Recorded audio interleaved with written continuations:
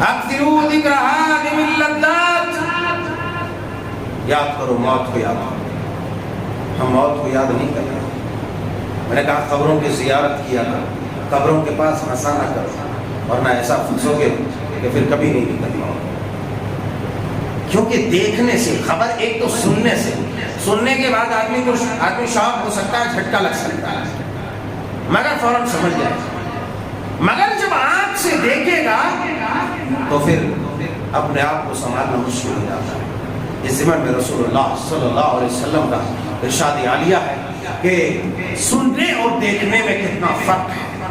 آپ علیہ السلام نے حضرت موسیٰ علیہ السلام کا واقعہ ذکر فرمایا کہ جب موسیٰ علیہ السلام نے یہ سنا کہ آپ کی قوم نے بچڑا بنا لیا ہے اور اسے معبود تصور کر رہا ہے، آپ نے سنا، برا لگا، غصے میں آئے، بہرحال آئے۔ پھر جب اپنی آنکھوں سے دیکھا کہ واقعی ان نادانوں اور جاہلوں نے اس بچڑے کو بچڑا بنا کر کے اسے معبود بنا لیا، آپ علیہ السلام اس قدر غصے سے بہم ہوئے کہ تختیاں جو جس پر پیغام الہی نازل ہوئی تھی، وہ دور سے جو پیغام لے کے آئے تھے، جس پر اللہ تبارک و تعالیٰ نے پیغام جاری کیا تھا، وہ تورات کے نسخے، وہ تختیاں یکایک زمین پر ہمارے غصے کے جو ہے چھوٹ گئی اور پٹک دیے، اور جو ہے تختیاں ٹوٹ گئی۔ اللہ اکبر کبیرہ، آپ پہ قابو ہو گئے۔ تو اللہ کے پیارے حبیب علیہ السلام نے فرمایا کہ جب موسیٰ نے دیکھا، موسیٰ نے اپنی قوم کی حالت اپنی آنکھوں سے دیکھی، تو ان کو اس قدر غصہ آیا کہ تختیاں پٹک دیے جس میں پیغام الہی تھا، تختیاں ٹوٹ گئے۔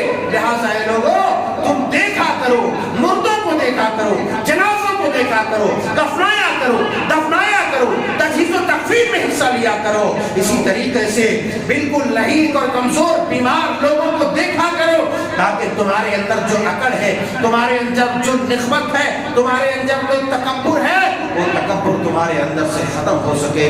اللہ اکبر کبیرہ۔ یہی وجہ ہے کہ آپ علیہ السلام نے فرمایا اکثروا ذکر ہادم اللذات الموت، لوگوں زیادہ سے زیادہ لذتوں کو توڑ دینے والی شے کو، لذتوں کو مسل دینے والی چیز کو، لذتوں کو کچل دینے والی چیز یعنی موت کو یاد کرو، موت کو یاد کرو۔ فَإِنَّهُ لَمْ يَذْكُرْهُ أَحَدٌ فِي زَيْقٍ مِّنَ الْعَيْشِ إِلَّا وَسَّعَهُ اللَّهُ عَلَيْهِ۔ آپ علیہ السلام نے فرمایا تم زیادہ سے زیادہ موت کو یاد کیا کرو، اس لیے کہ جو تنگ حالی میں موت کو یاد کرتا ہے، تنگ دستی میں موت کو یاد کرتا ہے، پاک پروردگار عز و جل اس کی تنگ حالی کو، اس کی بدحالی کو، اس کی تنگ دستی کو اللہ تبارک و تعالی خوشحالیوں میں تبدیل کر دے گا۔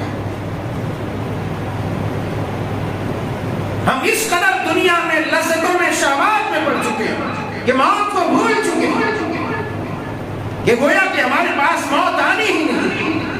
حضرت عبداللہ ابن عمر رضی اللہ تعالیٰ عنہ بیان فرماتے ہیں رسول اللہ صلی اللہ علیہ وسلم کے ساتھ ہم بیٹھے ہوئے تھے، رسول اللہ صلی اللہ علیہ وسلم کے ساتھ ہم بیٹھے ہوئے تھے کہ اچانک ایک آدمی آیا اور آ کر کے کہنے لگا یا رسول اللہ، یہ بتلائیے کہ مومنین میں سب سے افضل انسان کون ہے؟ مومنین میں سب سے افضل انسان کون ہے؟ سب سے بہتر انسان کون ہے؟ صحابہ کرام کا جو سوال تھا اس کا مطلب یہ ہوا کرتا تھا کہ وہ ان تمام لوگوں میں سب سے بہتر بن جائے، اللہ کی نگاہ میں اللہ کی اطاعت کر کے اس کی فرما برداری کرے۔